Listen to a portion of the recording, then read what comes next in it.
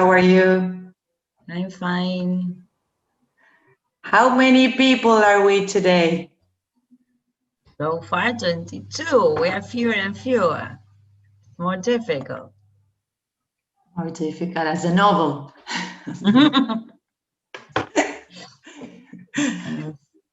It is a difficult novel. Oh, it's not. So? That's all good. Okay, difficult but enjoyable, I guess. Yes. I hope. Yeah.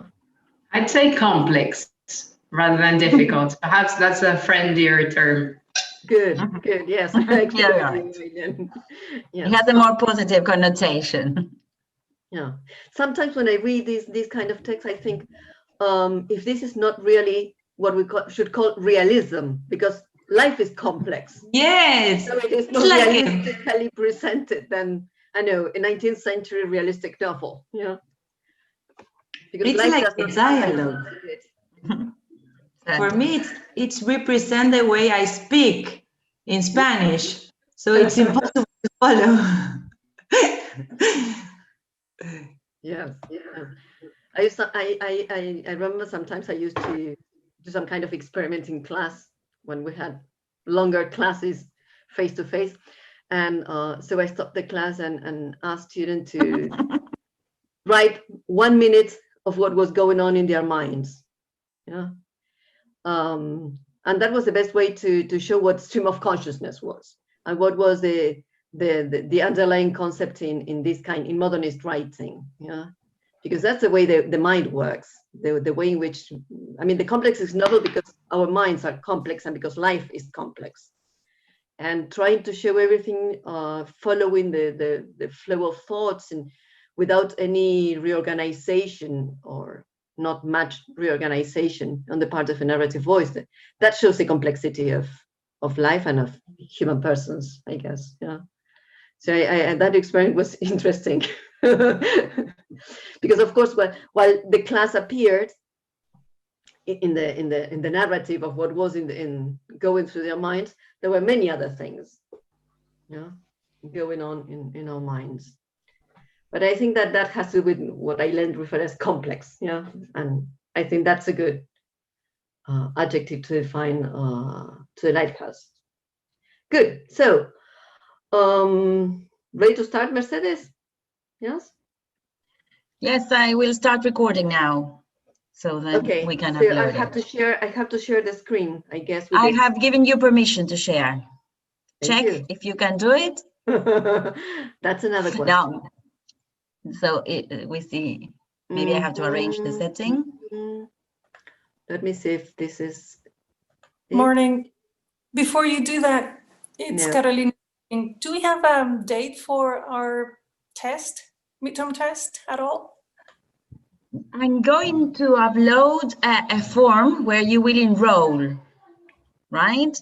We have shared some information about the oral interviews. That will be your midterm test, your term test. And you will enroll. You will choose a day, Monday, Tuesday, or Wednesday, the 17th, as from the 17th of November. Monday is 17th. Is the 17th? The 16th, sorry, the 16th. Okay, no. Yes, because we were thinking of starting on Monday, 16th, the 16th, yeah. Okay. So ready to start now. The idea of today's meeting is to share, you had already watched the videos and introduction to the lighthouse, so we'd like to make some comments about that, and then to share some excerpts to follow some of the topics we asked you to think about in the reading guide. Yes? Just a few minutes ago, Eileen used the term complex to define the kind of narrative we find into the lighthouse. So would anyone like to comment on that? I mean, how was the experience of following the reading of the text in the videos in the previous lesson? Was that useful? Did it help you?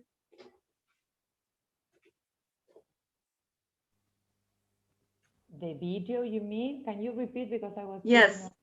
Sorry. Yes, in the previous lesson, in the videos, in the introduction to this, we read together some excerpts. Yes. Was that useful for you to see how to follow the reading? Yes, but I did it the other way around. I finished the novel and then I watched the video. Good. So Okay, but I'm that's like good. Virginia Woolf now.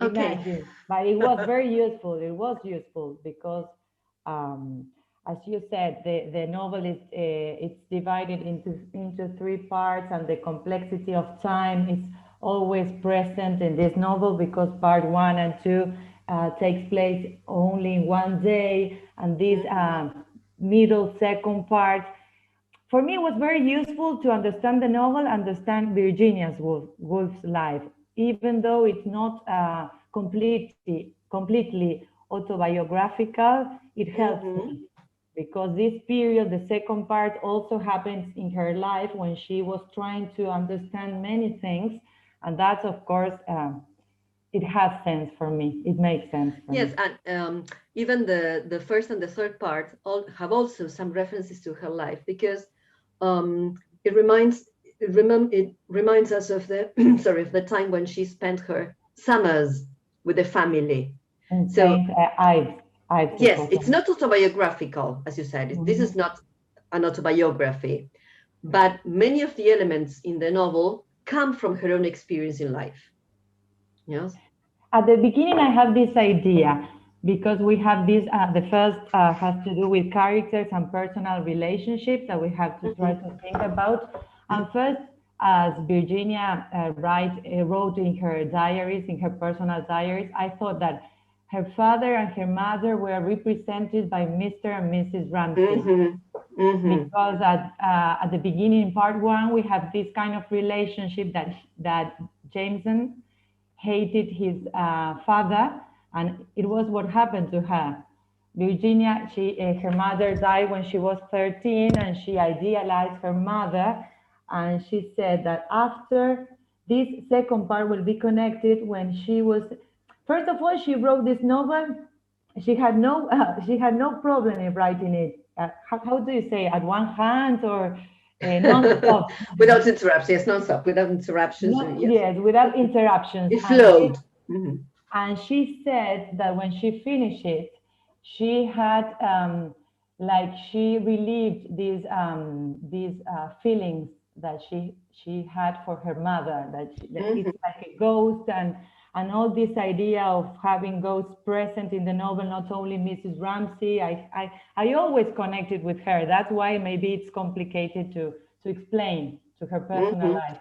But it's true. I mean, you see her personal life in the novel, but she did not intend to make it autobiographical. That's a point. But nevertheless, you can identify different characters or places or events in the novel with part of her life, with her biography, with her life. Good. So since you started with the characters, of course, you have thought about this, and we asked you to think about characters, and mainly to think about the relationship between Mr. and Mrs. Ramsay, and to be able to characterize each of them and their relationship. And on the other hand, the relationship between Lily and Mrs. Ramsay. Lily and Mrs. Ramsay will probably also be connected with the idea of patriarchy and women, because they represent two different kinds of women. So maybe you can make some comments before we turn to the excerpts we have chosen for the topic of time and painting, to make brief comments about Mr. and Mrs. Ramsay as characters. What is Mr. Ramsay like? He has a negative personality. He's very pessimistic and like a tyrant. He's described by the narrator, not by Jameson, I think. And Mrs. Ramsay is the opposite, the positive, as you explained, very well explained in the video. We started with, yes, it would be nice, the weather, the reference with the weather. And of course, he's completely against that the weather will never be fine for going to the lighthouse. Okay, that event serves, I mean, that's just one event. Going to a lighthouse or not, or different opinion about whether the weather being optimist or negative, more negative about what the weather will be like. But that event, that simple event, serves to represent their characters. Yeah. Mrs. Ramsay more positive, and I would say more caring for others. She's thoughtful. She always. Sophia. Sorry. Yes. That I wanted to say that she wants to ensure that everyone is happy and having a good time. She's caring, thinking about the others. Good. That's Mrs. Ramsay all the time. She seems to. I mean, her life seems to move around others. She thinks of others all the time, trying to make everyone feel comfortable and well, and helping them and thinking about them, to the point that sometimes she asks about herself, but what have I done with my life? I will go to that in a minute. But she takes that place. She's she takes the role of the mother and the hostess, the one that cares for others. She's thoughtful and caring. Mr. Ramsay, on the other hand. Oh, may I add? Yeah. Also, I wanted to say that Mrs. Ramsay, she cares about other people, but she has deep thoughts also. Her husband is the scholar in the family, but we don't get those deep thoughts from him, but we do get those thoughts from her, even when she's sewing a sock. So I thought that was very interesting. I didn't she's get very reflective. Very reflective, even though she's doing like the chores at the house. She's at a deeper level of existence, you would think, even though she prepares the meal with the servants and whatnot, but she's at another level, I think. Good. And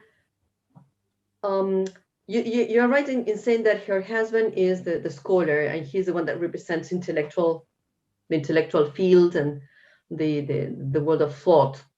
But he's more abstract. You're right in that, because she has very deep thoughts, but she makes that connection between thought and experience all the time. She makes things happen in that way, yes. Yes. While her husband is more intellectual and remains on the realm of thought. And it's very difficult for him to go down, let's say, to the world of feeling and connecting with other people and emotion. He's more self. He's worried that people would forget his books, that people who won't remember what he wrote, but he stays at that level of selfishness, you would think. Yes, you would say. He's self-centered, yes. Indeed, yeah. The world moves around him. That seems to be for him. That we have this description, this idea, like the emperor for me, but in fact we know that women, we are the one that we take care about everything, because as the girl is saying, we have to take care about the chores, but also about the emotional mind of the kids. She's always behind. And this is very good, because you said in the video, when you were explaining that Mr. Ramsay is always there, because we can see that he's watching in the first part, but I think that always reciting, yes, always, but in the negative sense, because the one who is there, who is taking care about everything, is Mrs. Ramsay. Yes.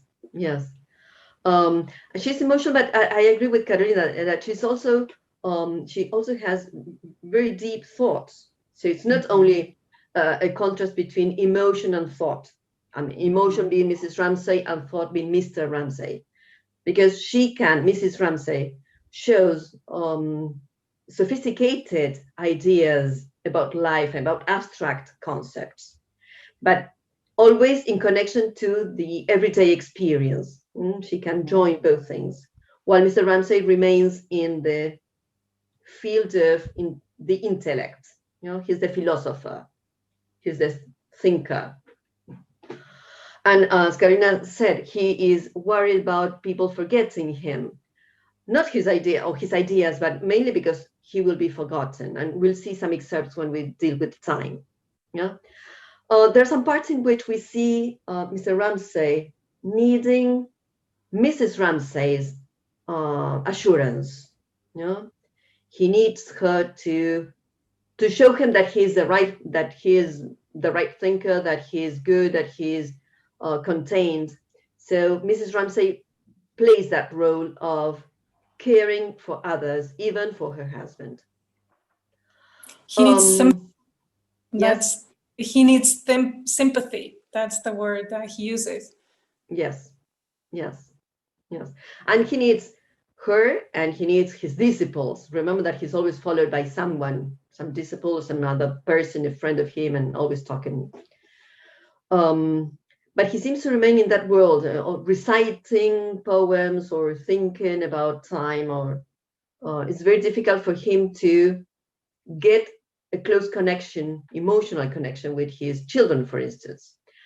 Although in the end, although we see that in the third part, that changes.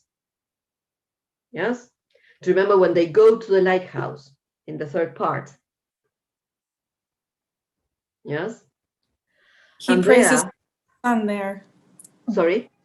He praises his son, finally. Good, good. He praises his son.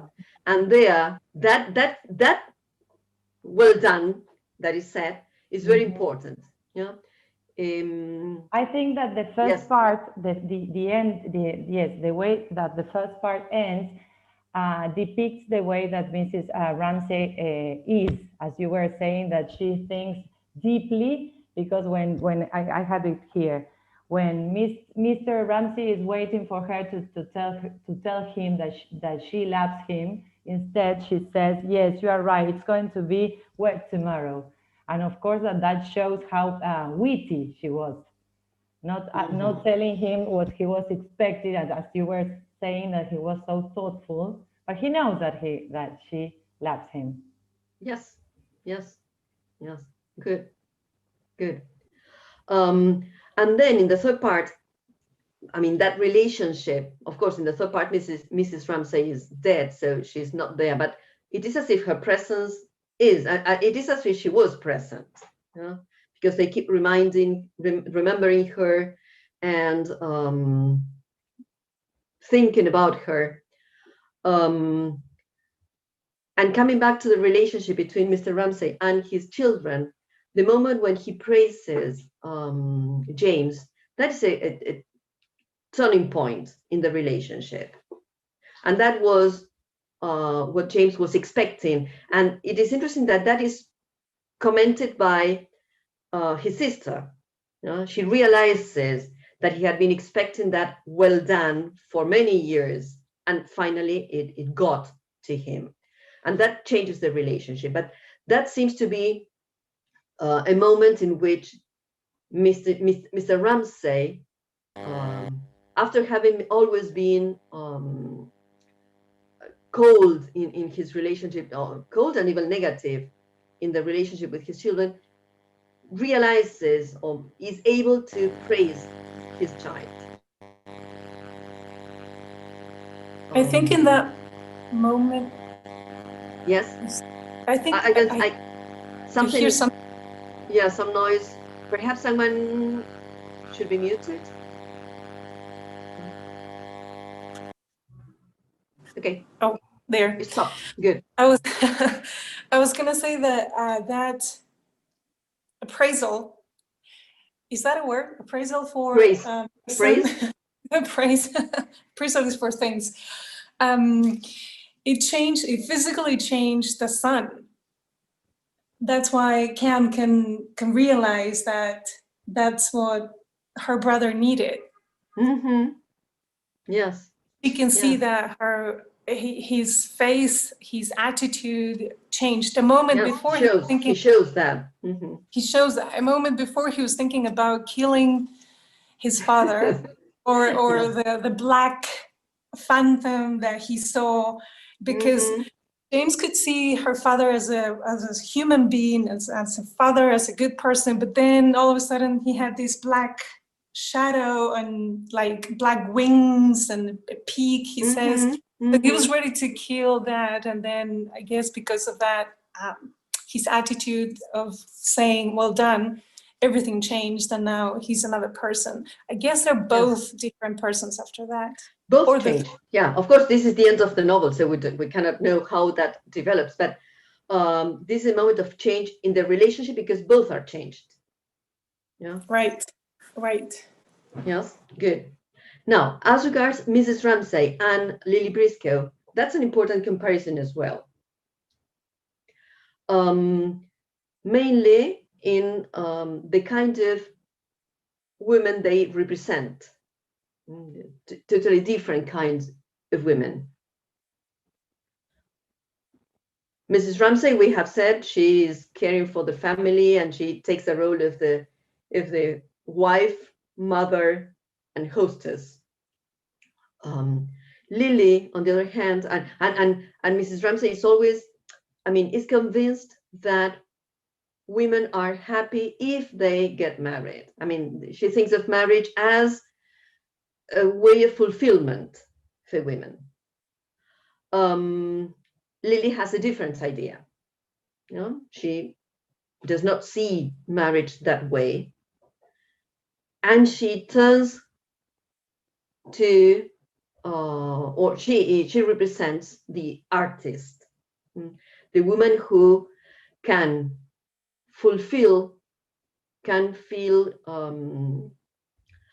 achieve her goals and can feel complete while developing her art, not necessarily through marriage, as Mrs. Ramsay thinks. No? It's not that she rejects marriage, but she has a different point of view because she is a painter. Mrs. Ramsay is a woman as a housewife. Lily is a woman as a painter. Can I add something to that? Yes, of course. I think Mrs. Ramsay is a pleasing person. She's a mother, a pleasing person. She cares about what people think about her, and she wants to make a good impression in everyone. She's a mother, she's a wife, and she's a hostess, while Lily is herself. She's just that, and she thinks about her art, she reflects about that, and she kind of notices Mrs. Ramsay's personality. And while Mrs. Ramsay finds herself kind of lost in her life, Lily finds herself in art. Okay, two comments about good, Fiamma. I don't know if it was, I couldn't get it well. You said that Lily could not notice Mrs. Ramsay's personality? I think she could. Ah, she could? Yes. Ah, I thought you said she couldn't. That's why I... No. Okay, yes, she can notice.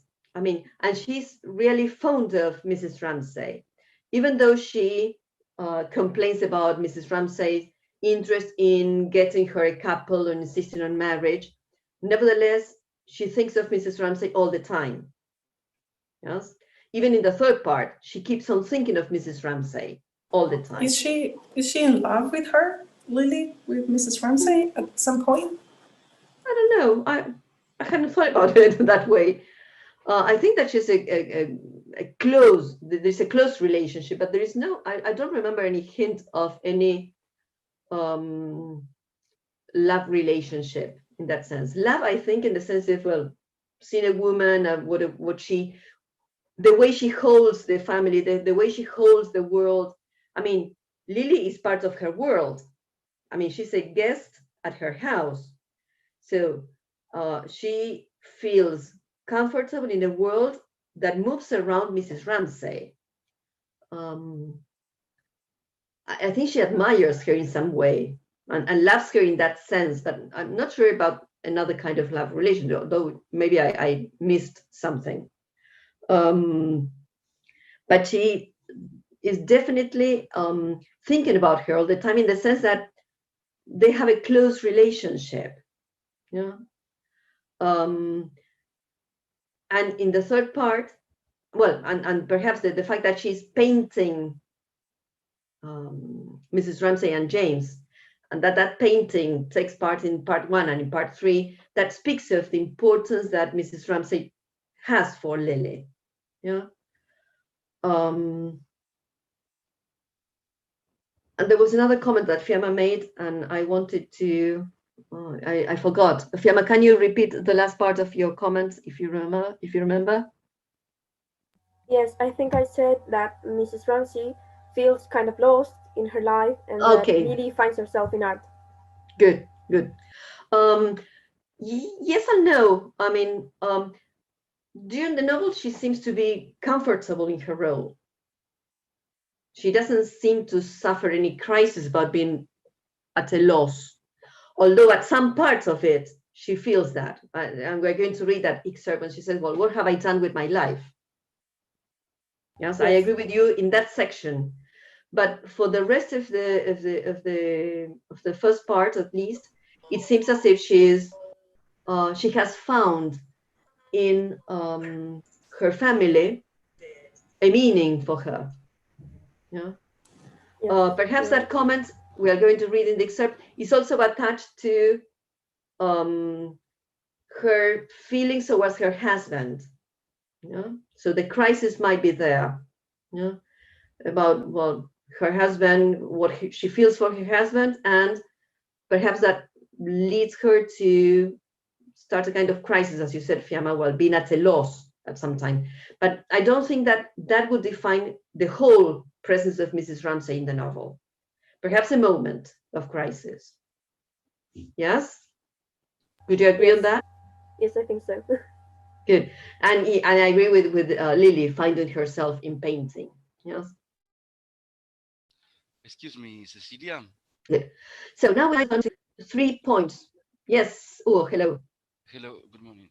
Yes, as to what one of the classmates said, if Lily was in love with Mrs. Ramsay, I found a passage in page 34 in my novel that she said it's quite confusing sometimes to knowing who is speaking. That's why I'm not sure, and this is just a question. But I think that Lily says, "Good loving, as people call it, make her and Mrs.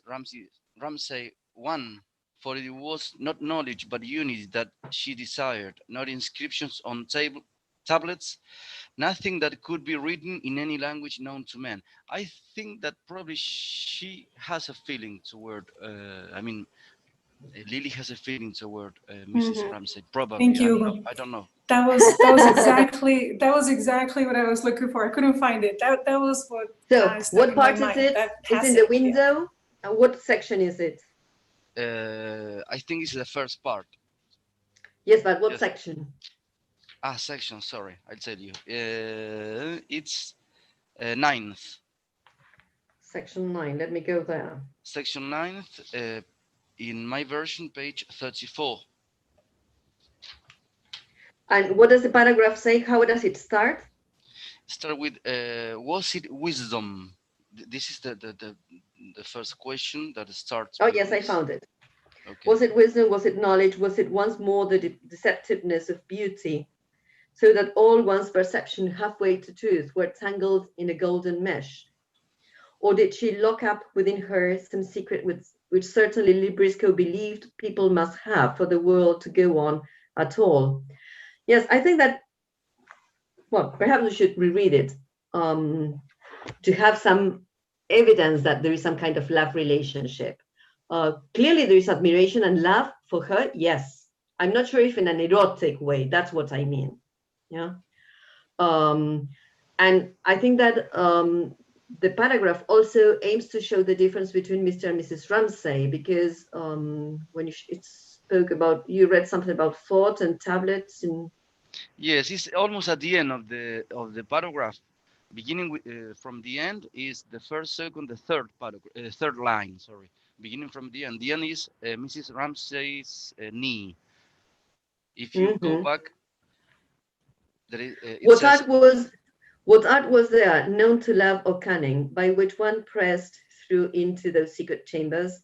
What device for becoming, like waters poured into one jar, inextricably the same, one with the object one adored? Could the body achieve, or the mind subtly mingling in the intricate passages of the brain or the heart? Could loving, as people called it, make her Mrs. Ramsay one? Good. Well, this seems to be good evidence for some kind of love relationship. Although again, there's not the development of an erotic. But then she says nothing happened, nothing. So yes, maybe perhaps having feelings for her. In that you are right. That's how she could feels. loving, as people called it, make her and Mrs. Ramsay one? For it was not knowledge, but unity that she desired. Not inscriptions or tablets, nothing that could be written in any language known to men, but intimacy itself, which is knowledge, she had thought, leaning her head on Mrs. Ramsay's knee. Yes, probably a feeling that could be love or some kind of sorority we would speak of nowadays. Yes, some identification with it, but it could be some feeling of love, as you said, as Carolina suggested, and Hugo stressed now. I agree on that. Yeah, not a love relationship, but this admiration that could be a feeling of love for. No, yes, I thought it was like more. I thought it was more of a carnal thing than admiration. When Lily is painting again in the third scene, there is an erotic picture of her painting. The words used, and I don't know if it was because she was trying to paint Mrs. Ramsay, or just the painting, the act of painting that provoked those feelings on her. But that's why I thought. I agree. I agree with you, Carolina. Now that you found this section and I read it again, isolated, not in the whole flow, that there is this suggestion on her. What was it? Leaning her head on Mrs. Ramsay's knee, and then in the way she's described when she's painting her, that you're recalling. I think that it's admiration, but there's also something not carnal in the sense that nothing happened, but an erotic relation, an erotic feeling. Yes? On her part, on Lily's part. On Lily's part, yes, not on Mrs. Ramsay, but on Lily's part. Well, she's an artist, so maybe she is allowed to express her emotions that way, perhaps. Yeah, could be. Sorry, and she emphasizes the point that Mrs. Ramsay is beautiful. Yes. And something that drew my attention in this paragraph is that she says nothing that could be written in any language known to men. I don't know the social context, if that kind of love was accepted at that time. That's why this part. Well, that kind of love was not accepted. I mean, it happens, of course. Virginia Woolf herself had some relationship with a woman, but it was not the expected behavior. I mean, the expected behavior was for a woman to fall in love with a man and to get married. That was it. Yeah. And that's why Lily is an artist. That's not the expected behavior for her either. But you will. I mean, it's very common to find in Virginia Woolf's novels some kind of erotic relationship between two women. You know, I see it in as you said, from feelings that Lily has for Mrs. Ramsay.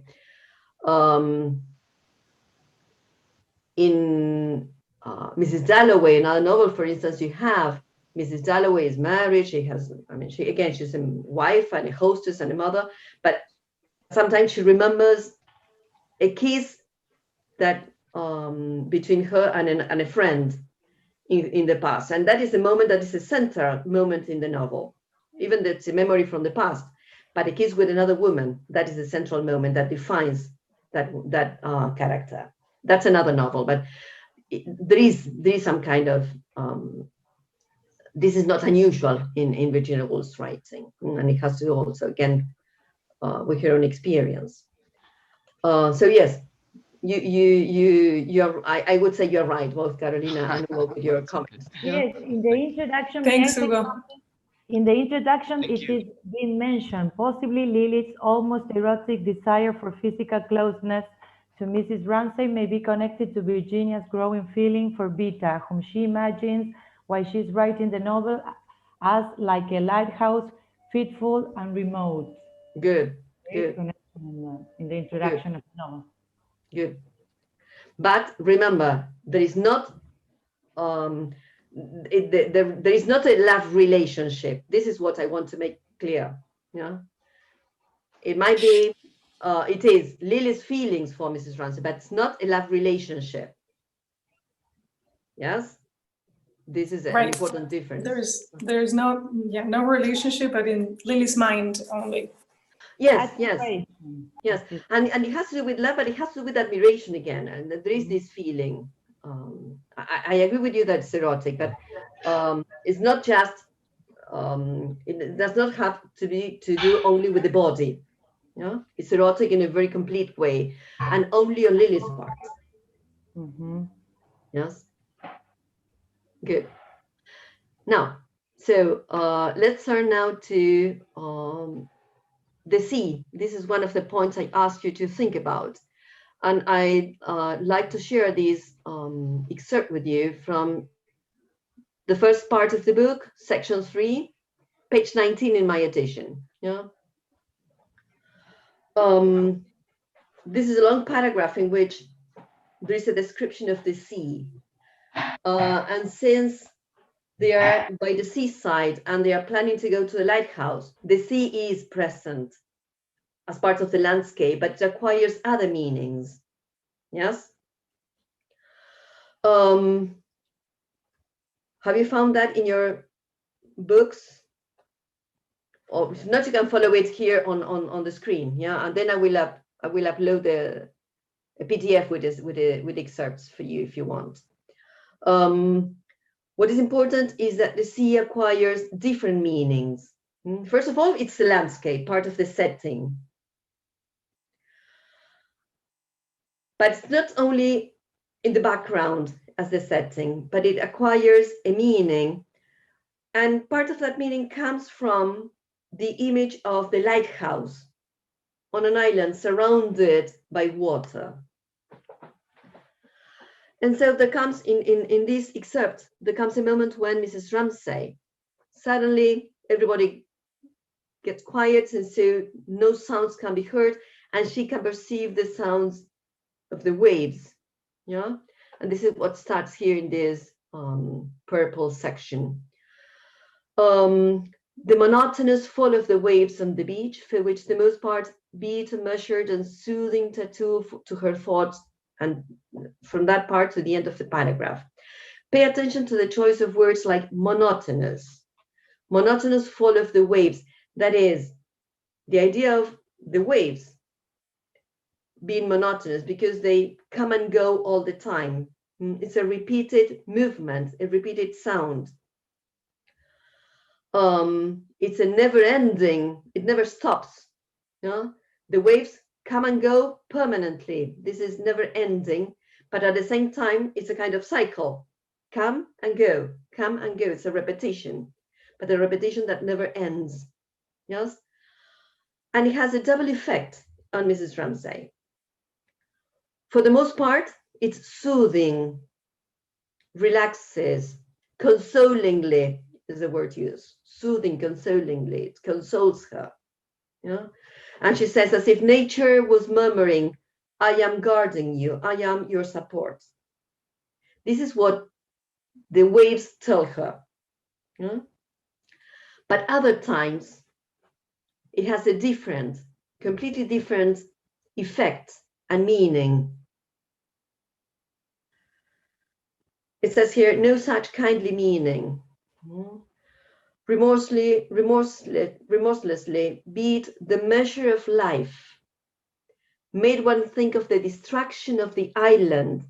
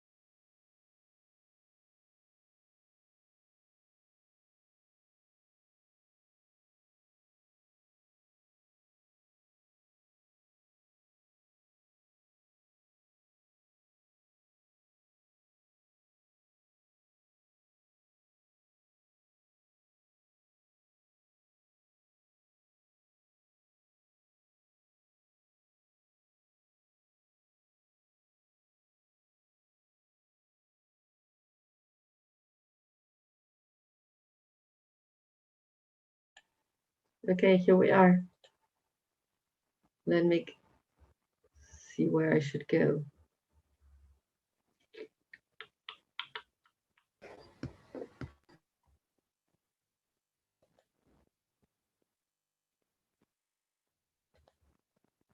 There.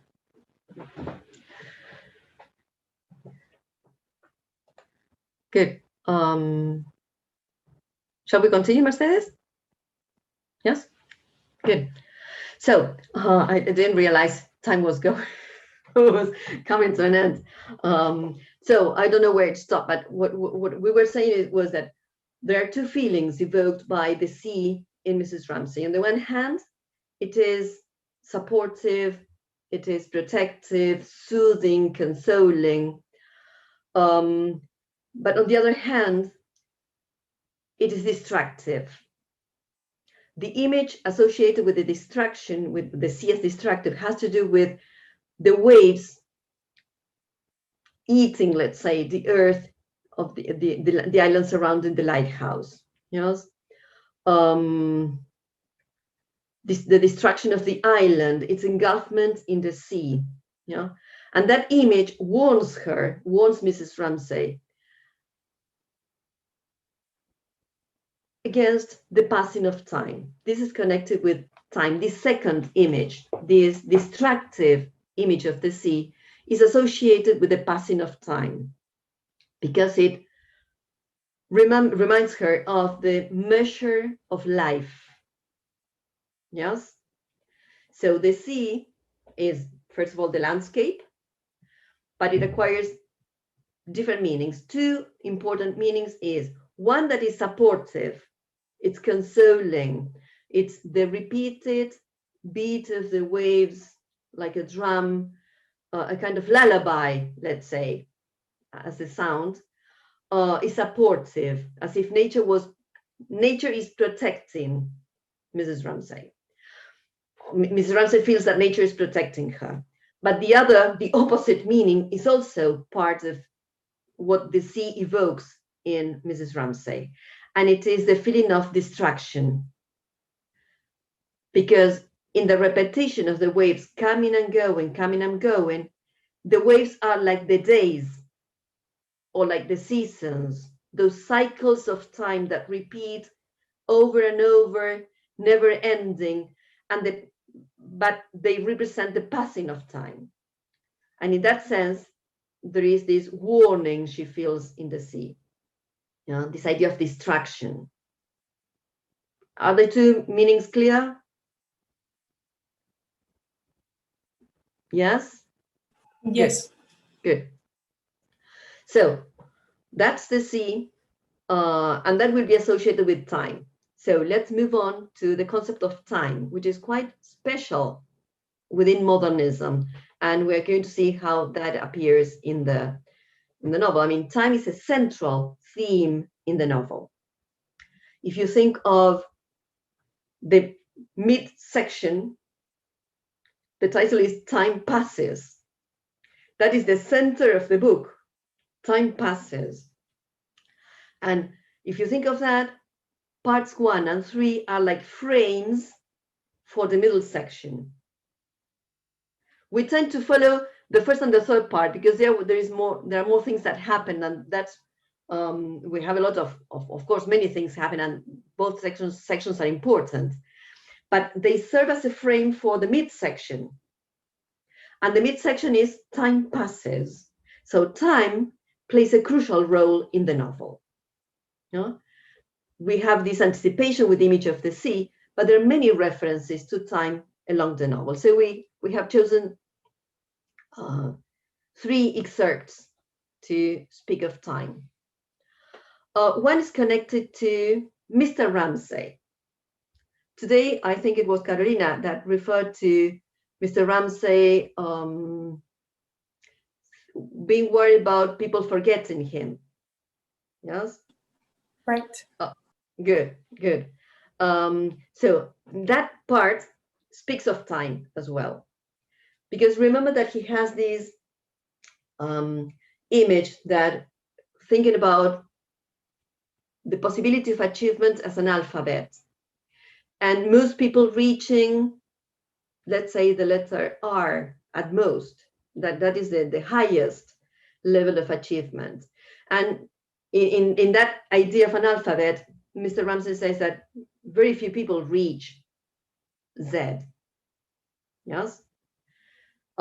He thinks about this as a way of seeing his own accomplishment. Yeah. And he says, well, I have not reached, perhaps I have reached R, that is the highest. And that is connected to his fear of being forgotten. And that fear of being forgotten is associated with the passing of time. And so in this excerpt from part 1, section 6, he speaks of his fame. He says, and his fame lasts how long? It is permissible, even for the dying hero, to think before he dies how men will speak of him hereafter. His fame lasts perhaps 2,000 years. And what are 2,000 years? Yeah? So there he introduces the topic of the theme of time. Yes? Mr. Ramsay is worried about the passing of time. And he associates the passing of time with the possibility or impossibility of reaching a higher level of intellectual achievement. He says even, the very stone one kicks with one's boot will outlast Shakespeare. I mean, if Shakespeare is the highest mark, if Shakespeare has reached Z in the alphabet, well, even a stone we kick will outlast Shakespeare. So he is worried about the passing of time and the fact that we'll die. And not only that we will die, but the fact that people will forget us. Yes? The second excerpt, any comments about that? About Mr. Ramsay and his worry about fame and even rocks outlasting him or Shakespeare or any human being? Not about Mr. Ramsay saying anything about that, but about Virginia Woolf placing Shakespeare there. It's very interesting. Shakespeare and many other authors. I couldn't get your comment, Carolina. No, I'm saying that the fact that Virginia Woolf places Shakespeare there, it's very interesting. Yes. Yeah. Well, because he's a canonical figure in English literature. Now, you know that, and this is like a parenthesis for your comment about praising Shakespeare. You know that, and I suggest you read it. In A Room of One's Own, a book written by Virginia Woolf, she devotes a chapter to Judith Shakespeare, because she imagines, I mean, her main idea in the book, In A Room of One's Own, is that women, there have not been women writers before because they had never been allowed to be public, you know, because they had not been allowed to be visible in the public sphere.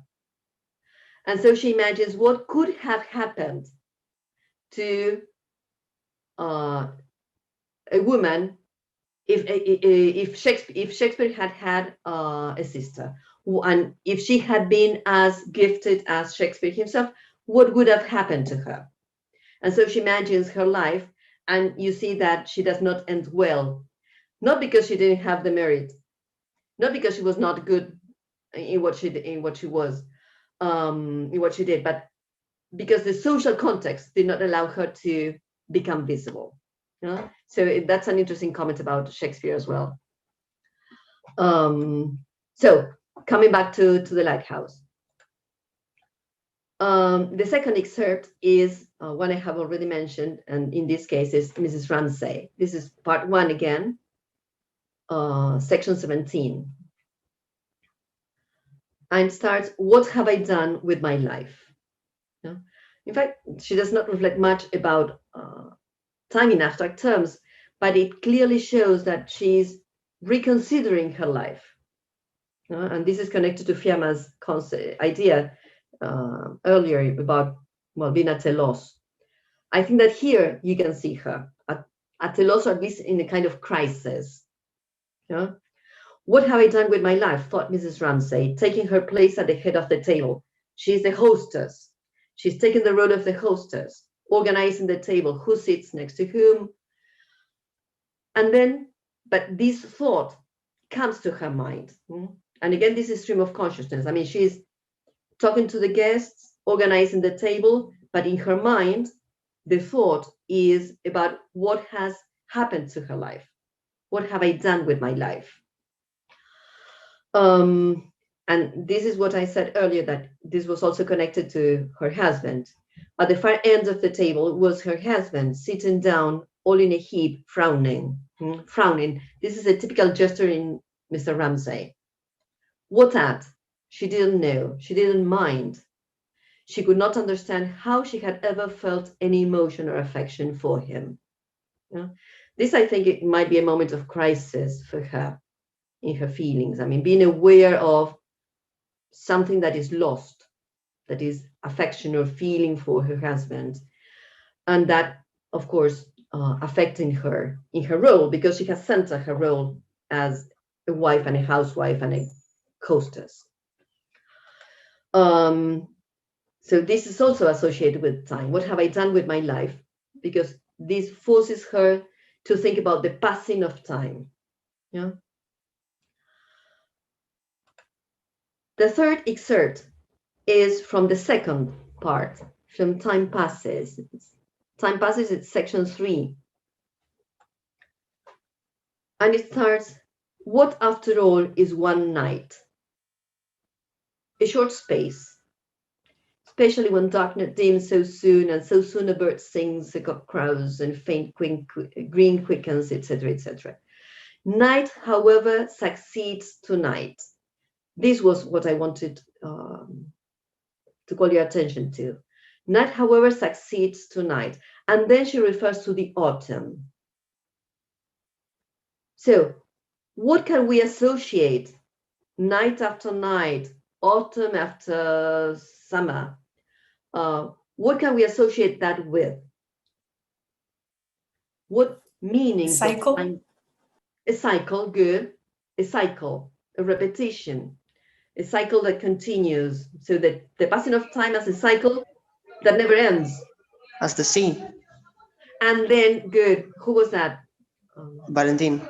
Valentin. So Carolina, very well associated with the cycle, and Valentin suggests the idea of a sea. Remember what we commented in the description of the sea, the waves coming and going, a kind of cycle of coming and going, never ending, that can be soothing, but can be destructive. This is the same description of time. Night after night is like a wave coming and going. The cycle of seasons, the autumn coming after the summer coming after spring, spring coming after winter, winter coming after autumn, and yes, so we have a succession of periods of time that make up a cycle. And I think that this description here reinforces the description of the sea that appear in the first part. The sea associated with time as a cycle that can be soothing, but can be destructive in the sense that it shows the passing of time, and no one can escape the passing of time. No one, nothing.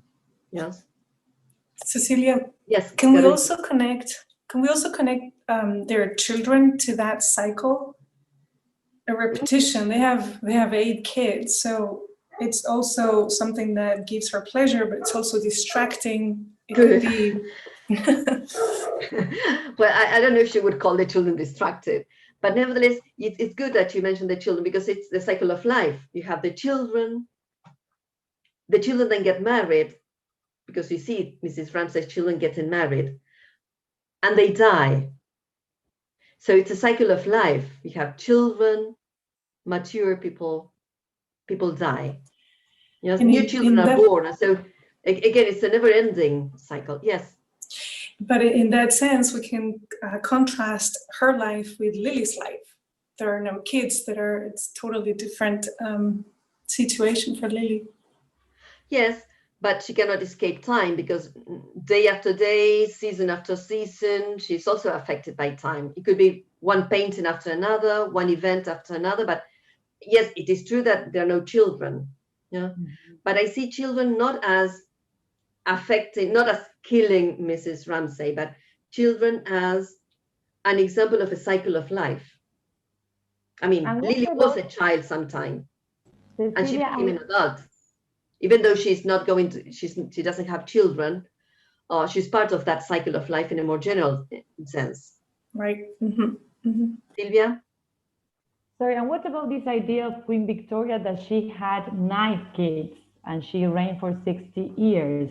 For me, I can make a connection between this powerful woman that she has to bring kids 18 years because you have to take care the first years if they were a jewel, and also this idea of being ruling a country in the sense of being in a powerful position.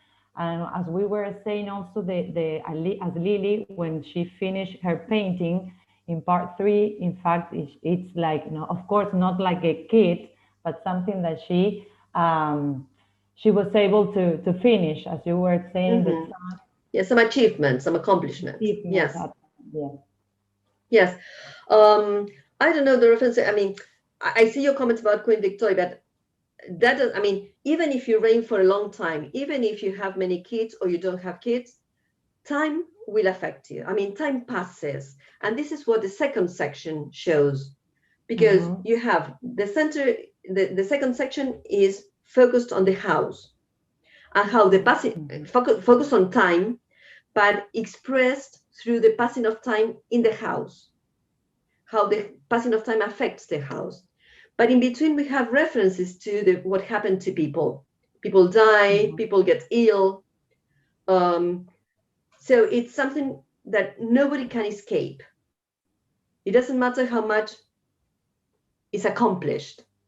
It doesn't matter what people expect. I mean, the meaning of time is that time passes. Even if the queen reigns for 100 years, she will die. Even if she has lots of children, she will die and they will die eventually. It's very negative if we think it that way, but it's true. But it's part of reality. Yeah. Now, what is important is that time is in modernism. Of course, the novel emphasizes the passing of time. Yes, the passing of time is a kind of cycle that never stops. That can be soothing, but can be destructive. That eventually everyone and everything will die. But at the same time, the fact that it is so central to the novel answers or responds to a concept of time that is connected, that characterizes modernism. And it has to do with, it is connected with the way in which the mind works. Remember what we were commenting at the very beginning about the flow of thoughts and how things moved in the mind. When you think what's going on in the mind does not respect the same chronology of time that we have in a line of time, for instance.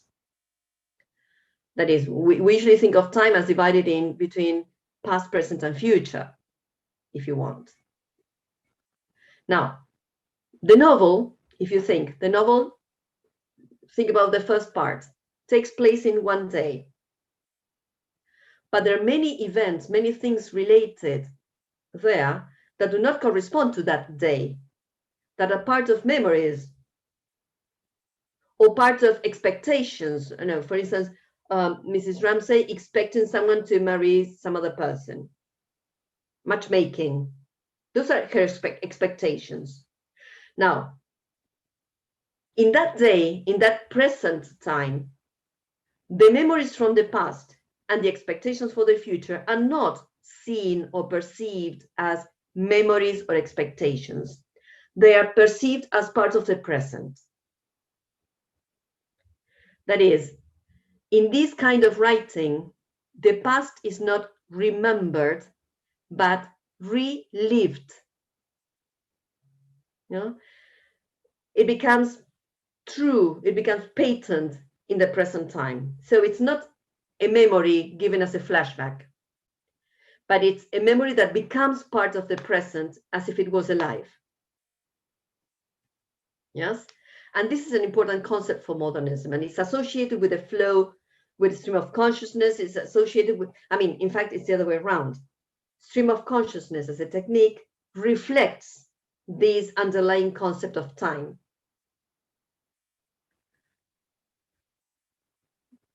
Reflects the way time is perceived in the mind. Am I clear in this? Yep, you are. The Buddhists actually say that every time we remember something, we relive it. That's why we shouldn't think about painful times. We're reliving them again and again. It's a very... It is as if everything is turned into, it's melted into a present time. And they have the same status. What's going on, what's being felt at this time, what is felt at this time as a memory from the past, and what is felt as an expectation for the future. Everything is melted into the present, the same status. Of course, we can recognize what refers to the present and what refers to the past and to the future, but they are perceived with the same status. They are perceived as present. Yes? So, and the last... Sorry. Yes. It seems to be connected with the onset of psychoanalysis also, with the value given by psychoanalysis to memories. Mm-hmm. Yes, definitely. You're right, Eileen. Modernism is greatly influenced by the new discoveries at the time of the new publications and the new studies on psychology and psychoanalysis. Yes. Yes, you're right. I agree with you. The last one then, night after night, summer and winter. Again, the emphasis on the cycle, the passing of time. For night and day, month and year run shapelessly together. Yeah, and this idea of shapelessly, I think that gives an idea of this image of past, present, and future being perceived as part of the present. You know, not having different shapes, but shapelessly together, all one part of the same perception of time. Yes? Tell me if I'm not clear, please. It's okay? Good. So that has to do with time. Mercedes, you tell me when we're getting closer, because I cannot see the time here.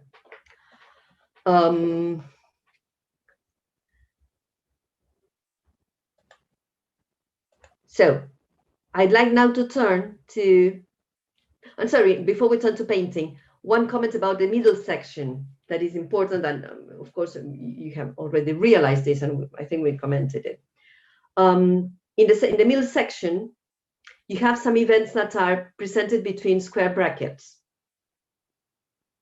You know, so remember I told you, we mentioned that the middle section speaks of time, time passes, and it shows how time passes through the effects that time has on the house as an object, you know, but also as the memories in the house.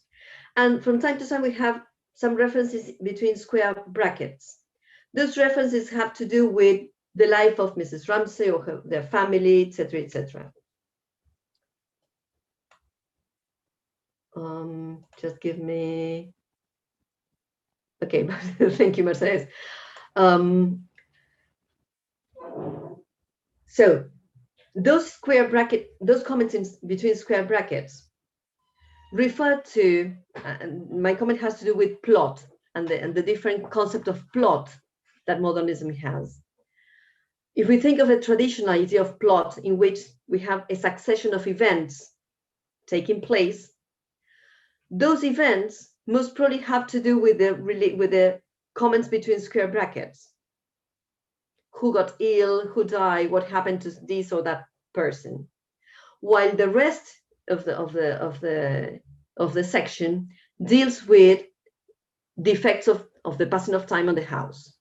You know, just a comment that has to do with time, but also has to do with the concept of plot. And that device of using square brackets to refer to what would traditionally appear as the main part of a novel, the events of what happens to the people, to the characters. Right? Is my comment clear? Yes? Okay. So let's now turn to painting, which for us, as again, as central as time in the analysis of the novel. Of course, we have talked about Lily as a painter, but I'd like you to concentrate on the kind of painting she performs. How would you describe her painting? What kind of painting, what kind of style is it? Abstract. Abstract, good, abstract. Why would that be important in the context of the novel, that it is abstract? Yes, Karina. No, I thought it was going to be in the context of modernism, but good, yes. Oh, yes. Okay. That's the first connection. Yes, modernism. So it's important that it's abstract. Now, in the first excerpt, which is a long one, from the first part, section 9. This is the part when Lily is painting and she explains part of it to Banks. What did she wish to indicate by a triangular purple shape just there? He asked. So this is a clear idea that this is abstract painting. So the central figure in her painting is a triangular purple shape, a purple triangle. And she says, it was Mrs. Ramsay reading to James. She knew his objection that no one could tell it for a human shape, but she made no attempt at likeness, she said. And you see how this is a discussion about abstract art, the concept of abstract art. What is one main idea that Lily is expressing is that the shape of a triangle for her represents, she intends to represent Mrs. Ramsay reading to James, because she's not aiming at any mimetic representation. She does not attempt at likeness. So clearly from this comment, abstract art, avant-garde art, modernism, reject a realism as an art that aims at likeness. Yes? This is similar to aestheticism, if you want, but differently. Different devices used. But there is a rejection. Remember that in the introduction we spoke about a rejection to traditional ways of art and to the 19th century narrative. Well, here you have the same concept in art, in painting. Yes. She paints a purple triangle representing Mrs. Ramsay reading to James because she's not aiming at likeness. She does not want a mimetic representation of Mrs. Ramsay. To which and she says, sorry, but the picture was not of them, she said, or not in his sense, that is in Banks' sense. There were other senses too, in which one might reverence them, by a shadow here or a light there, for instance. So the choice of color, the choice of light, the shapes, those are ways of expressing in abstract art. in the opposite view, or unlike what Lily thinks, Mr. Banks speaks of another painting, and this appears here, the largest picture in his drawing room. That is, he has a painting that he really cares for that represents the cherry trees on the banks of the Kennet. That kind of painting that he's referring to, the one that appears here in this purple section, is figurative art. It's a painting in which you can see the trees. And the emphasis on this is on the fact that the painting reminds Mr. Banks of the place where he spent his honeymoon. So for him, it's like a photograph. It has it's a painting in which he can identify the trees because it's figurative. And those trees remind him of his honeymoon because he spends his honeymoon on a place like that. Yes? So here you have the presentation of the two kinds of art. Figurative painting, the cherry trees on the Kennet. Abstract painting, the purple triangle representing Mrs. Ramsay and James. You see the two different kinds of art? Mm-hmm. Good. I'm sorry, can I ask something? Yes. Is it on purpose that these two different ways of painting are represented by a woman and a man? Or is it just... That's interesting. I hadn't thought about it. Because of it's interesting. Thing, I think Tansley says, women can paint, women can't write. Yes, we're going there in a minute. Yes. Yes. Yes. In that sense, it is not because figurative painting is associated with male figures and abstract painting associated with female figures. That's not the contrast. Yeah. Okay. But it is important in the context of the second of the quotation you have just. Was it Fiamma speaking? Yes, it's me. Okay. The second quotation that Fiamma referred to: women can't paint, women can't write, because that was said by Tansley, a man judging women or saying that women cannot do one or the other. Yeah. So in this sense, yes, it is important that it's a woman that is more advanced in the time. Just give me 1 second. Sorry, Cecilia, can I add something that Yes. I read about paintings, post-war paintings, and I think that I can relate this to this cherry trees painting. Mm-hmm. We can think of this cherry tree painting as a painting that has a direct purpose, maybe.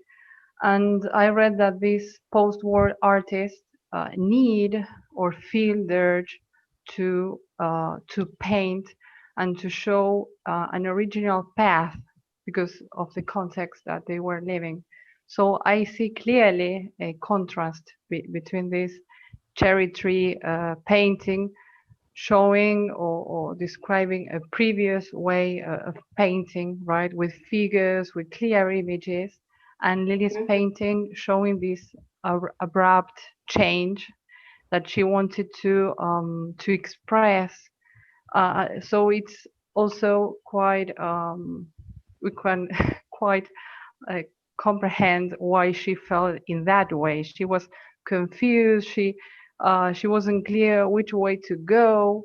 So it's interesting, these two figures trying to comprehend their way of perceiving or seeing a painter, for me, right? Good, Pilar. The only comment I would like to add is that even though we see this as the avant-garde, and you make a very good, clear connection with the beginning of the century and the post-war. But let me tell you that at the same time, while many artists embraced, or some artists embraced the avant-garde, there were many artists who, as a reaction to the sense, to the feeling of being at a loss, after the war, got hold of the tradition and got back to realism and traditional ways. So you have the two movements at the same time. I mean, some artists reacted by trying to find new ways of expression, and that characterizes the avant-garde, modernism, for instance. But some other artists felt that they needed to get hold to something they knew, and so they cling to more traditional ways. You can see that in art in general, and in ways of living as well. Yeah, but what you say is good. It's a good connection here in this case, the avant-garde and Virginia Woolf being part of modernism. She trying to find new ways of expression, and the cherry trees do not make any sense as a way of the figurative representation of the cherry trees do not make any sense for Lily in this case, as a representative of the avant-garde. She needs another kind of expression, and as she said, there are other senses, not in his sense, there were other senses too. Yeah, these are other ways. Representing mimetically is not the only way. There are other senses, there are other ways in which you can express yourself. I think that's the main sense. Okay, since we have only 1 minute left, let's leave and come back with the same link. Yes? Mercedes, should I do anything else?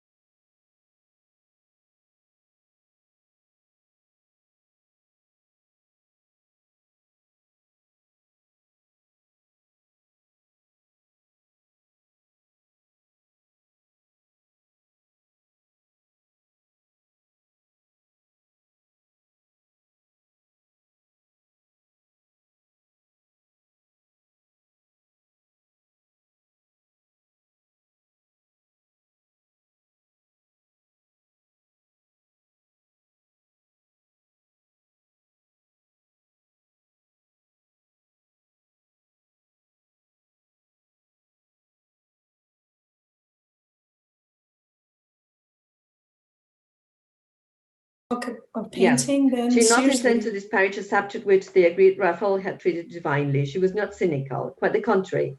Thanks to his scientific mind, he understood, a proof of disinterested intelligence which had pleased her and comforted her enormously. One could talk of painting then seriously to a man. Indeed, his friendship had been one of the pleasures of her life. Yes.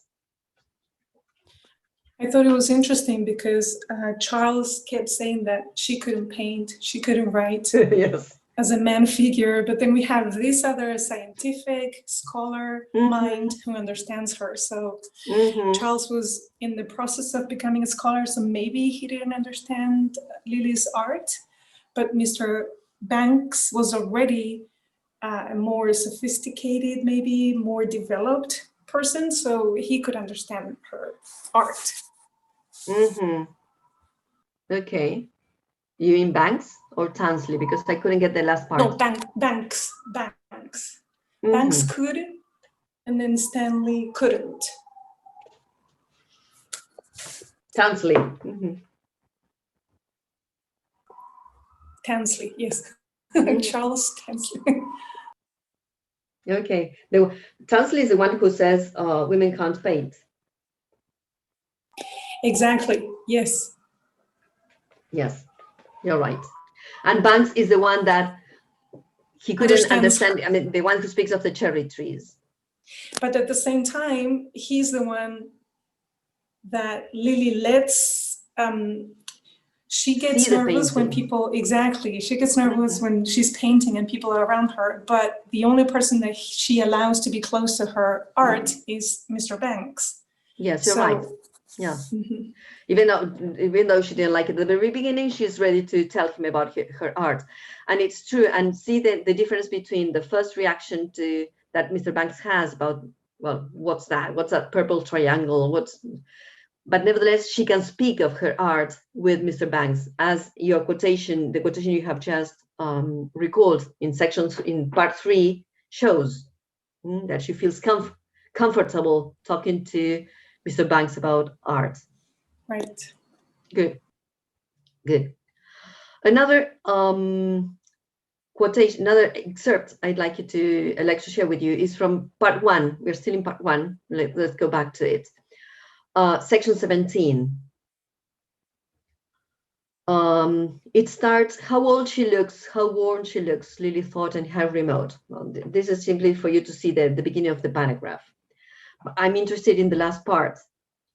In a flash, because they are at the table, and when she starts painting, she has a problem. She cannot conclude her painting, the first part, because there is something that does not work well about the shapes and the weight and the colors and the light.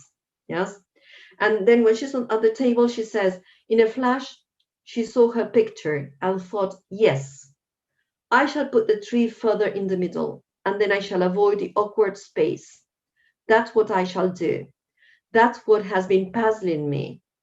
She took up the salt cellar and put it down again on the flower pattern in the tablecloth so as to remind herself to move the tree. And I wanted you to see this because it has to do with the process of association.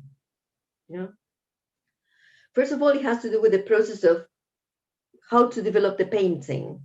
And again, abstract painting, because it has to do with the weight a figure takes. Not as much on the mimetic representation, but other points of analysis that had to do with shapes and light and color and the weight and the balance. So then I shall avoid the awkward space. She had an awkward space in her painting, and she would move the tree to the middle so as to avoid that awkward space. And in order to remember this, she moves the salt cellar, on the flower pattern, the tablecloth. I want to call this attention to you because then in the third part, the tablecloth will remind her of the painting. This is the idea of an association. Yes. In the first part, she's at the table and she solves parts, she finds a solution to her painting, and she moves, looking at the tablecloth, and she moves the salt cellar. Yeah. And later in part 3, the tablecloth will remind her of this moment by association, and then she will resume her painting. Yes. So, part 3 now. I wrote section 1 or section 2 because depending on the edition, there are different divisions in the third part of the book. It could be 1 or 2 depending on the edition you have. It starts, suddenly Mr. Ramsay raised his head. Yes? And pay attention to, this is not connected to painting, but pay attention how in the middle of the paragraph, he says, and he shook his head at her and strode on. Alone, she heard him say. Perished, she heard him say. Remember that Mr. Ramsay tends to recite? Well, these are part of another poem. Yeah? So he's reciting, again, the phrase stands for him. And I'd like you to concentrate here. The extraordinary and reality was frightening, but it was also exciting. Going to the lighthouse. But what does one send to the lighthouse? Perished alone. Perished alone were parts of the poem recited by Mr. Ramsay. They get integrated into the flow of thoughts, you see? The gray-green light on the wall opposite, the empty places. Such were some of the parts, but how bring them together, she asked. And pay attention to the idea of empty spaces that could refer to, of course, empty spaces at the table, for instance, Mrs. Ramsay not being there. But also the empty spaces in her painting. Remember, there was an empty space that was awkward, she needed to replace, to change. You see how everything gets mixed in the same paragraph. As if any interruption would break the frail shape she was building on the table, she turned back to the window lest Mr. Ramsay should see her. She must escape somewhere, be alone somewhere. Suddenly she remembered. When she had sat there last 10 years ago, there had been a little sprig of leaf pattern on the tablecloth, which she had looked at in a moment of revelation. This is a reference to the previous quotation, yeah? There had been a problem about the foreground of the picture. Move the tree to the middle, she had said. She had never finished the picture. She would paint that picture now. It had been knocking about in her mind all these years. Where were her paints, she wondered. Her paints, yes. She had left them in the hall last night. She would start at once. And this is a very interesting paragraph. On the one hand, because of the way in which different voices integrate. You have Lily's, but you have Mr. Ramsay's as well. It shows how the tablecloth makes an association. She makes an association through the tablecloth, and she remembers her painting. I mean, the tablecloth reminds her of her painting. The fact that she had never ended that painting. Yes. And at the end, when she says she had left them in the hall last night, she would start at once. It gives a continuity. It is as if the first part flows into the third one, as if time had not passed. Time has passed. 10 years have passed, but you see how the perception is as if time was always present. She had left her paintings there. She had left her painting without finishing it, but that was 10 years ago. And she resumes it as if it was just last night. Yes? So here you have many, many ideas concentrated in the paragraph.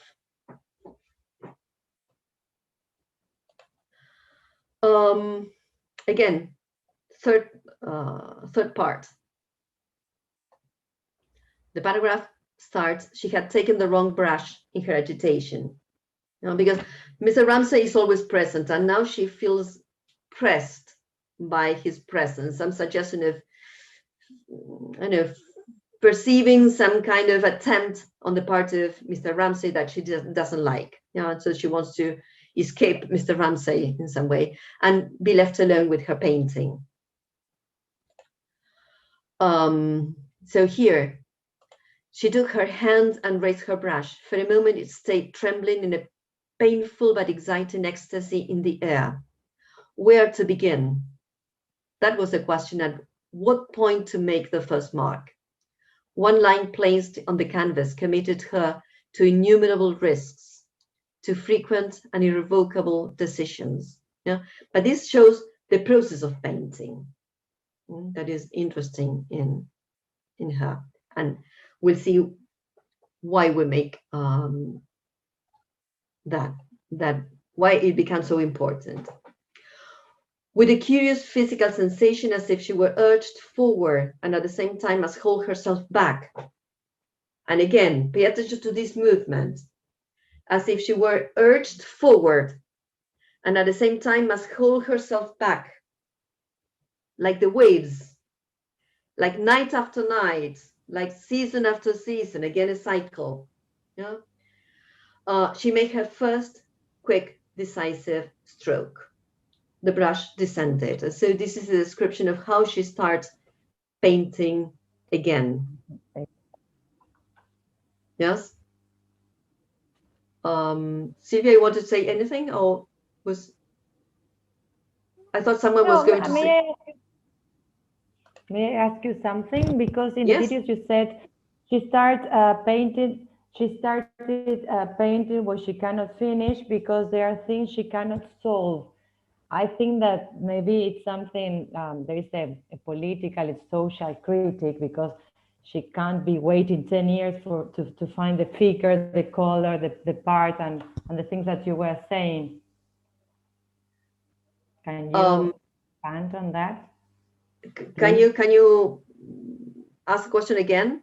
Yes, I'm going to take because the audio is not working properly. Oh, that's better. I was thinking about your video when you were discussing this part. You say that she took many years to find, 10 years to find the right figure, the color in part one.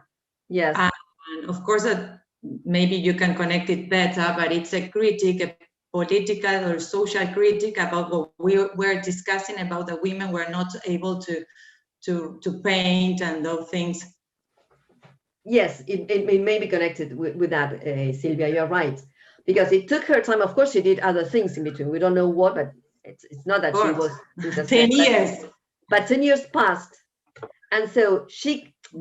There are two ways of seeing it. There were things she had to solve herself. So perhaps it has to do with a personal search. But you're right in seeing that perhaps 10 years were needed for the meaning to come, having to do with a social context that might accept it or might see it now. This last idea may be connected with what Carolina referred to earlier, when we have a William Banks in the first part who cannot understand the painting, although she shows it to him, and Lily's comments about in the third part, in which she says what she could speak with him. So maybe 10 years were needed, and maybe that is saying that it is not yet time, or some time is needed for a wider audience to understand this kind of art. Because if this is difficult for us, imagine that it was also difficult at the time when this was published. And it was not popular. It was not popular writing. Yes. So yes, I think you are right, Sylvia. Yes, Carolina, is it you? No. It's me. I have connected it with the fact that she needed all this time to complete the painting, and also to come to terms with her relationship with Mrs. Ramsay. I don't want to sound like a pervert or anything, but but if you continue reading on that where you were reading before, I think what follows is like a sexual experience when she paints. The paragraph that begins on page 103 from the PDF that we have uploaded on campus. You started with the agitation. She had taken the wrong brush in her agitation. And then there's two paragraphs following that first sentence. The paragraph starts with can't paint, can't write. She murmured monotonously, anxiously considering what her plan of attack should be. For the mass loomed before her. It protruded. She felt it pressing on her eyeballs. Then, as the vocabulary is very, very sensual. Exactly. Juice necessary for the lubrication. And the brush is very phallic, let's say. Exactly. Yeah, her faculties were spontaneously squirted. She began precariously dipping among the blues and ambers, moving her brush hither and thither. But it was now heavier and went slower, as if it had fallen in with some rhythm, which was dictated to her. It's like she's not being herself. She's like abandoning herself to a sexual relationship. Exactly, with the painting, with what she's feeling. Exactly. That's what I thought, that she finally had the courage to finish the painting, because she knew she was going to come to that moment. Or maybe she didn't know, or maybe she did, but she didn't want to face that moment. And finally, when she finished painting the painting, the ecstasy, the climax is reached with this scene, I think. Good. Yes, and this vision is a kind of orgasm, is kind of revelation to her. Yes, in sensual terms, in sexual terms, not only sensual. In sexual terms, right. Absolutely, yep. You're right. Yes, I agree with you. Good.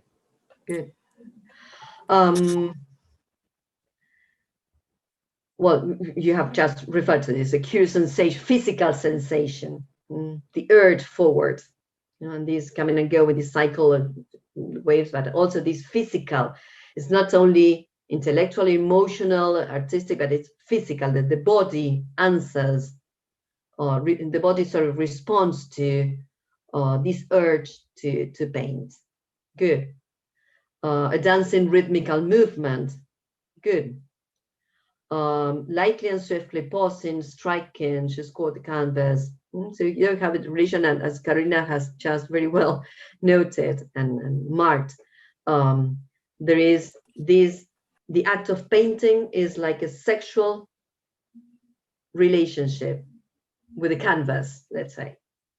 And you could maybe relate it with the fact that artists knew about these emotions that connecting with art would surge or bring to the surface. Maybe that's why women were not allowed to. I don't know, I'm just it could be. I think it's not the only reason why women were not allowed to, or women were not expected to, yes. But it is true that there is a physical urge in the way this is described. Like the artist feeling above what the regular people would feel, like we had been discussing before. Yes, and of course, there is also, if you go on making comparisons, say, well, earlier we said, well, Lily may have, instead of children, she may have pictures. I mean, there are many ways in which you see a parallel between the sexual and the artistic expression. Right. Yeah. Coming back to this phrase you have quoted, you and Fiamma and many others, can't paint, can't write, she murmured monotonously. This is a phrase that Tansley had expressed. And I think it's very important for us to think of why the phrase says can't paint, can't write. Because if it was only for Lily, it would be can't paint, women can't paint. But the fact that the phrase that becomes a leitmotif in the novel includes two parts, two parallel connections, can't paint, can't write. And the way in which they are presented, painting and writing are equal. Yes? What does that suggest? Virginia and Lily. Virginia and Lily. Yes? I mean, can't paint. The first reference has to do with the novel itself, with the plot of the novel itself, and Lily Briscoe, can't paint. But the presentation of can't paint, can't write immediately makes the connection between Lily and Virginia. So coming back to the novel, and when we reread the novel, everything that is discussed about painting, everything that is discussed about painting and the process of painting, about women being painters or artists, all that also refers to Virginia Woolf and the process of writing. So, and it is, yes, Carolina. I'm sorry, I didn't mean to interrupt. Go ahead. No, I was just saying that in the same way as Lily paints by using abstract painting, shapes, color, Virginia Woolf, and instead of figurative painting, Virginia Woolf uses a different kind of writing, not a traditional kind of writing. So we make the parallel. In the same way as Lily may not be understood by her contemporaries, Virginia Woolf was a difficult reading for the time. Yes? Oh, also, yes, Carolina. If I may, yes, of also, course. The whole novel is in Virginia Woolf's tongue, let's say. But in the novel, we have Charles Tansley, who is trying to write his dissertation, and also the man, Mr. Ramsay also has books, and those types of books are, in inverted commas, the right kind of language, right? As opposed to Virginia's tongue. Good. There you have another difference. Yes. And so all the novel moves around art, expressed first through Lily, but everything that is said about Lily is a reference to Virginia. I mean, she's writing about herself. She's writing about writing. The figure of the painter serves us to understand the question of writing. And what is said about writing, the association, for instance, with the tablecloth and how to solve the painting, that is also true about the way of writing. Yes? And so the way of writing is like strokes. The pen is like a brush. You know, so we make all these comparisons. Can't paint, can't write, she monotonously, and then at the end it says, and as she lost consciousness of outer things, and her name and her personality, her appearance, and whether Mr. Carmichael was there or not, her mind kept throwing up from its depths scenes and names and sayings and memories and ideas, like a fountain spurting over that glaring, hideously difficult white space, while she modeled it with greens and blues. Now, here pay attention to these melting, this juxtaposition of so many things that make up the present: sayings, memories, ideas, names, scenes, depths, like a fountain coming, spurting. But also the reference to a white space, yes, which Lily, as a painter, models it with greens and blues. But the white space is again another reference to the white page, you know, which Virginia Woolf models with her words. Yes. And to complete this parallel between Lily and Virginia, between painting and writing, the very end of the book is the accomplishment of many things. It's getting to the lighthouse, and at the same time in which Mr. Ramsay and the children get to the lighthouse, Lily finishes her painting. Yes, when she says, yes, she thought, laying down her brush in extreme fatigue, I have had my vision. That is Lily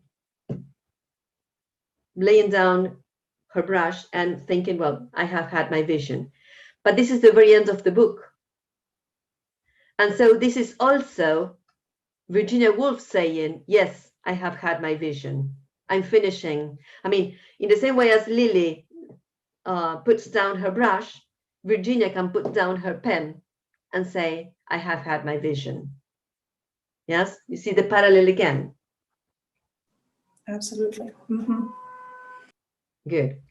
So we were interested in working with the novel in this sense. I mean, because everything that we can discuss about Lily and her painting also helps us to see the avant-garde modernism in writing. Yeah. And so this book that is so difficult to follow gets some sense when we understand this about writing and painting. Yeah, Carolina. I had these thoughts about how the modernist movement moves away from representing reality when it comes to painting, but I think that by writing this book, that's exactly what reality is represented in our minds. That's how we work. So it's like I think so. So I think it's very realistic. Right? She tried to do something very avant-garde, different from having a picture of reality, but at the same time, that is exactly what she discovered. Reality. Yes, it does not respond. It does not respond to realism as we know it as the poetics. It's just it rejects that. But in rejecting that way of seeing reality through realism, it's really more realistic, let's say, because it's, as you say, it's the way our minds work, and the process of art is clear in the novel. At some time, let me see if I can find the quotation before the video ends. In her diary, Virginia Woolf said about to the lighthouse, "What I thought was this: if art is based on thought, what is the transmuting process?" Yes, if art is based on thought, then what is the transmuting process? And this is what she tries to show. Well, what is the process by which art creates? Something becomes art. And this is what she tried to show through the way of Lily, because that's the way she works herself as a writer. Yes. I can't find the passage now, but there is a sentence that says life is art, or the other way around. Art is life, or the other. I can't remember. Life is art. I'm trying to. It's one sentence, and then it's repeated again at the beginning of the following paragraph, and it is it brought me to the picture of Dorian Gray. Yes. And it was exactly the same sentence. I'm going to try and find it. Well, because there are things that are taken from aestheticism. I mean, if you want to follow a tradition, connect modernism with any previous tradition, it has to do with aestheticism, not with realism, because it's the search for beauty, expressing the perception of the viewer. It's not a mimetic representation. So there's not the idea of art imitating life in the traditional way, in the realistic way, from realism. If there is a reflection of life, it has to do with this view of life, the way life is understood through the mind. Yeah. Okay. Right. Well. Are we connecting again? This is too short. We need more. Yes, we could have a whole course on. I always say that in literature of the United States, Fitzgerald and the Great Gatsby, and in British literature, Virginia Woolf and To the Lighthouse deserve one course each. But well, we have to round up here. There are many things, and this is a text in which every paragraph unfolds so many things. That has to do with the kind of writing. It's very poetic. It's poetic and philosophical at the same time, because every line is deep thought and lyrics. You know? Yes, Sylvia. We have 5 minutes left. Yes, sorry. I think that was very useful for me that you explained the video is that there are more interior actions than exterior actions, and that helps us to follow the novel and the new the new structure that she is trying to give us, to teach us. Good, good. Yes, I know it's difficult. It's very rich. It's really rich and enriching. As I said, every line unfolds in many, many layers of meaning and senses and images. There are many metaphors and images that are recurrent, the use of colors, the use of many words. Of course, we would need lots of time to analyze this. This is just a glimpse. And what can we say about the lighthouse as the title? Good, because good. The last thing, I want Maria Pilar to participate, please. Just joking. Come on, we have 4 minutes. 4 minutes for the lighthouse. What would you say? In the article on the use of color, there is a very good reference at the beginning to the lighthouse and the meanings of the lighthouse. So check there. But the lighthouse, as if you have to think of what a lighthouse is and what a function of a lighthouse is, it's something that is there to guide, to shed light, so as to guide others. In that respect, like in the one Great of the Gatsby. meanings. Sorry. Like in the Great Gatsby, the eyes of God, but like the eyes, not as intense. But in this novel, who is the character that stands and sheds light on everyone and gives, and is a kind of guide for Ramsey. Yes. And I live in Mar del Plata, and I live in Mar del Plata, you know, and in all cities that we have a lighthouse, people are constantly trying to look at it and to follow it. It's true. Yes. Yes. In Ushuaia as well. Yes. And it's also connected to the sea. You see how it works with time. But yes, Mrs. Ramsay is a figure that is represented by the lighthouse.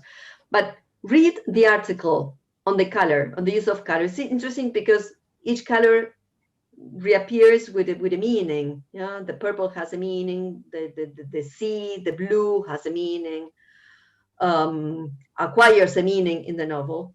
And there in the introduction, there's 1 or 2 paragraphs in which there's a kind of summary of the meanings of the lighthouse.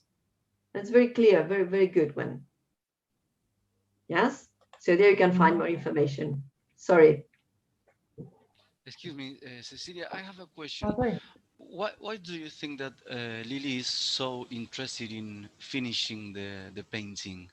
Because through the novel, we know that Charles Tansley is probably he suffers from inferiority complex inferiority complex. And so I think that she took his words into account. He cares what a man thinks. I think that can't think, can't paint, can't write, challenges Lily so as to paint, but she wants to finish her painting because that is something she needs to solve. It has to do with her own self. Today, Fiamma spoke of the self, yeah, or Pilar was it? Well, I don't remember. Fiamma Pilar spoke of the self, Lily as a self. Well, it's part of herself. She needs to paint, and she doesn't want to leave this unsolved. In the same way as James and Mr. Ramsay don't want to go into a lighthouse without being accomplished. Yes, yeah? But in that sense, the getting accomplish something. I think that Mrs. Ramsay accomplished her dreams, that she had a family. Sorry, Hugo. Let's leave and come back. Perhaps 5-10 more minutes. I cannot stay longer, but let's come back to us. I can answer you. Yes, because it's coming to an end.